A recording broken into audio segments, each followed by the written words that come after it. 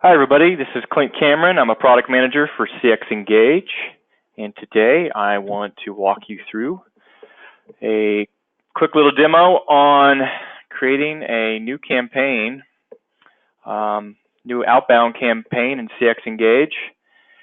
And before we get to that, let me first kind of walk through the campaign management page that I have displayed right now. There's some useful information that we provide for you here. So starting with the name and description, we then give indication of the dialer state. So you can see all these campaigns that already exist are all stopped. They're all of a voice channel type.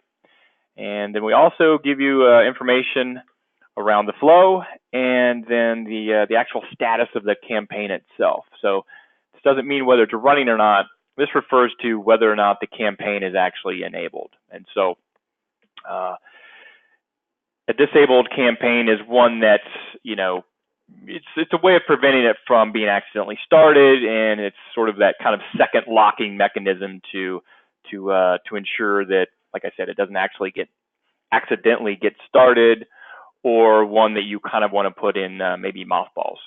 So let's go ahead and create our new campaign.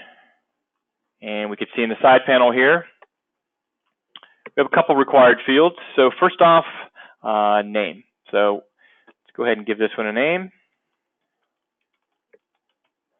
And we have a description.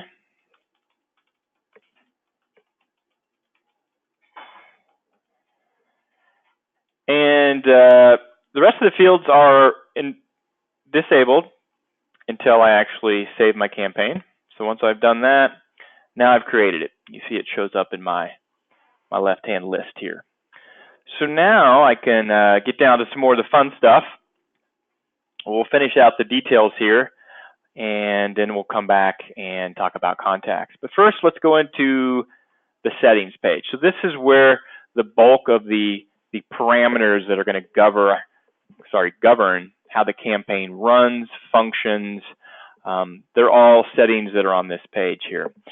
Nicely grouped into essentially different pieces to kind of help you and really help the user understand, what particular parameters they're working with. So we're going to start off with just the overall campaign settings, right?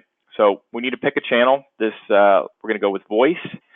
We want to go ahead and pick a campaign expiry, and that is just an overall date after which we want the dialer to stop, right? So we want the campaign, it's sort of a shutdown date. So if the dialer is running along dialing numbers and we reach that date and time, we're going to go ahead and shut things down. Now, it's going to be a graceful shutdown, right? So it's not just it's not like a gate slamming. It's going to stop sending out. The dialer is going to, the campaign manager is going to stop sending dials out or SMSs out and let the existing work flow out of the system and not create any more work from the contact list. Obviously, if the contact list has already been, if everything's been dialed and everything is successful, then when it hits the expiration date, effectively nothing's going to happen because it's already finished. The campaign would then go into a stopped state. Okay, so moving along here, let's go ahead and put an expiration in.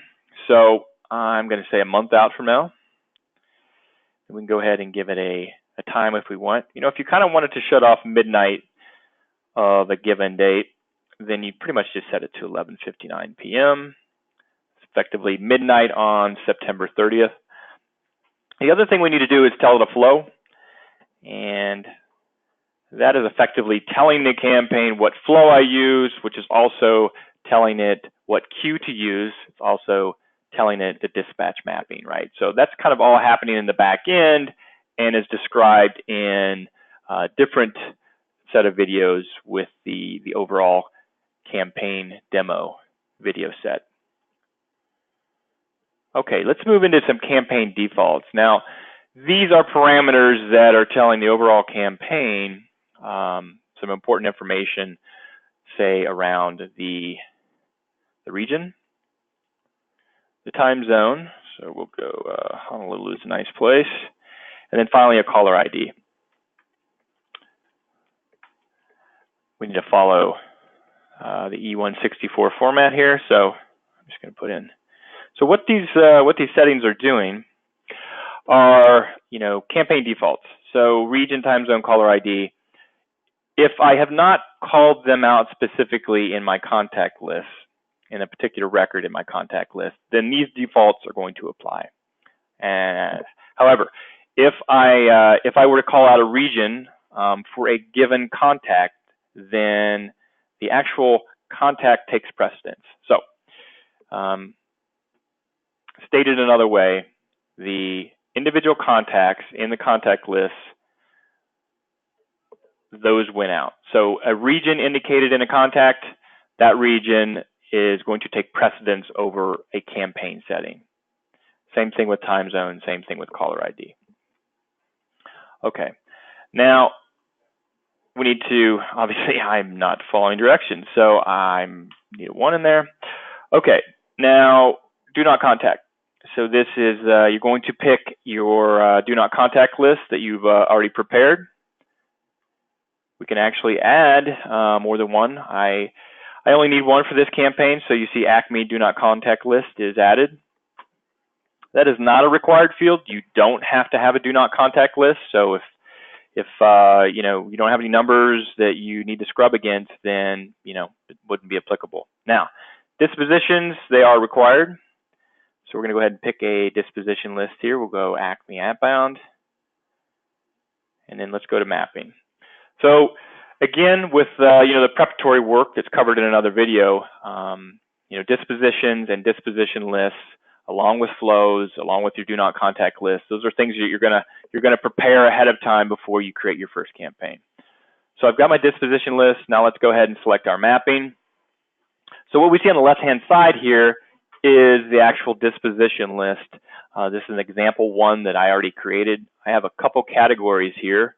I've lumped a handful of dispositions into no action, and then another set of 3 dispositions into action. And that was specific so I could show you exactly what we mean when we talk about disposition mapping. So dispositions are obviously, as a way to categorize a piece of work for an agent, right? So everything needs to have a disposition against it, so we know, what happened with it, right? So was it a busy signal? Did the caller hang up? Did they purchase? Myriad things that you want to basically use as a flag against a piece of work that you're sending an agent. The reason you do that is because a lot of times you want to have some other action come about as a result of the disposition, right? So whether it be reporting, so how many calls ended with a happy customer that purchased our product, or how many calls ended up hitting a voicemail machine. And so even further from that, there may be an action that beyond reporting, there may be an action I want to take, like a redial. So for example, issue resolve, I'm going to call that success. And as you can see, everything defaults to success, and then I can override those. So really all these first 4, customers happy, customers very happy, I'm going to call those all successes. It gets interesting when we come down here to action needed, and for example, no answer. Well, I need to redial that. What if I get a line busy? Well, that's also going to be redial. So these 2 dispositions that I've created and then added them to my list, and now I've added them to my campaign, I'm now mapping each and every one of those dispositions so that the campaign and the campaign manager knows what to do, right? So we want to cover basically every eventuality or every possible scenario that could happen when you're making outbound calls. This list is by no means complete. It's just an example, but you need to capture, when you're setting up those campaigns, you need to capture all these different scenarios and then make sure you are mapping properly against them. So the last really example here is do not contact again. Customer has been called. They say, I don't know how you got my number, but please don't call me again. No problem, sir. We'll add you to our list. And here is where we have an action, which is not redial, but add to DNC. So that do not contact list that I added to my campaign before, it shows up now because I have an action of add to DNC. okay, which do not contact list do you want to add it to? That one right there, I submit that, and then I submit my entire list. So now, as the calls are going out to agents and those calls are completing and those calls get dispositioned, now I've told my campaign exactly what to do with each and every type of disposition that could be encountered by the agents. Okay, that was a mouthful. So hopefully everybody got that. If you don't, reach out to me. I will certainly help clear it up. It is a bit of a involved kind of concept when you go all the way from dispositions to mapping them out to actions.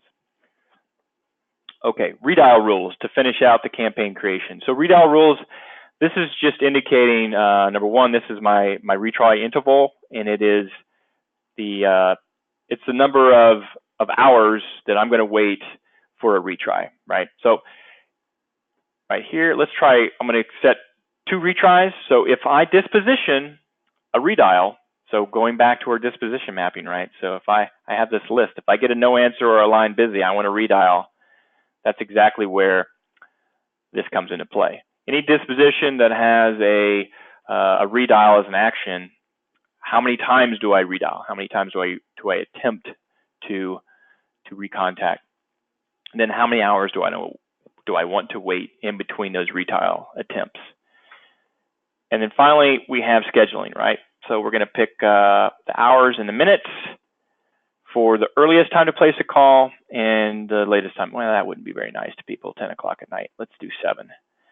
And so we're setting the earliest and the latest times to call. So we're effectively creating a window here where the dialer, again, going back to our region and time zone, the dialer is going to operate off of Honolulu time. So it's going to call between when the dialer's on, it started, between 8 a.m. and 7 p.m. Honolulu time, it's going to make calls, unless there happens to be an override in the actual the contact record in my contact list. It's going to use those. So again, you just have to kind of keep aware of what applies to what.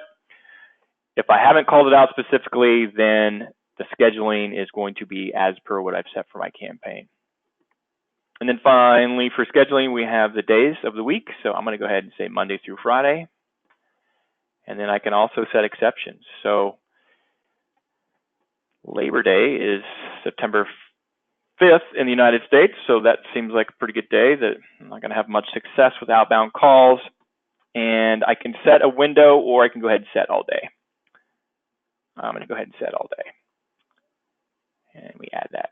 Okay, so that's an all day. So even though the campaign, if it's enabled and that campaign is running, it will not make calls even on Monday, September the 5th, even though we've called out Monday as a day that's good to call. It's going to exclude those all day long because we specifically told the campaign to shut down. That's a bad word. Not shut down for that day, but to not make calls on that day. You can kind of think of it as an override. Okay, so that's my campaign. It's created, and if we go back here, we see all the settings have been made. The last thing for a campaign is importing my contact list.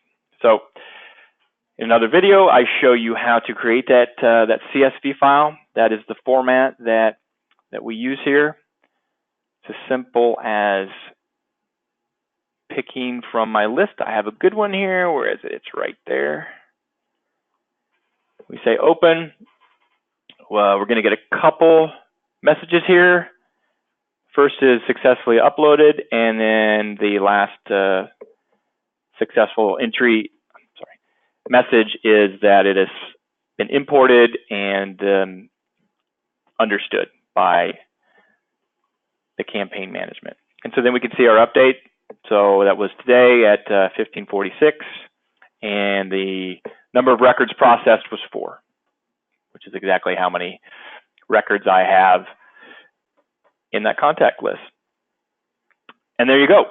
That's how you create a new campaign. There's a couple more features here, right? So stats, this is just basically telling you a little more in depth around the update time. We have the number of records changed, deleted, and the overall number of records that were handled in this particular import. The import list, or the contact list I'm using here, is four numbers that are all flagged as add. I want to add them to the list.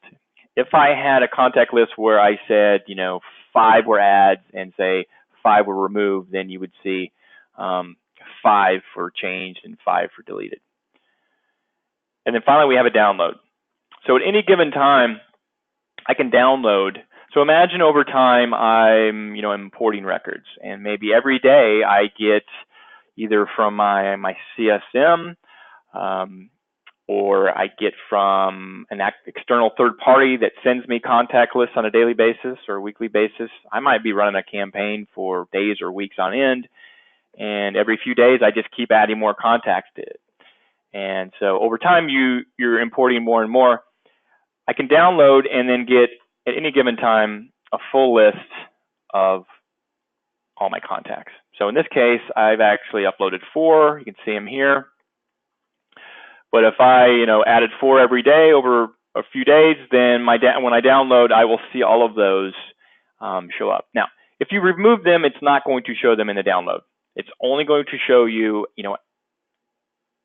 adds. Another way to say that is, it's only going to show you the records that still remain on the campaign.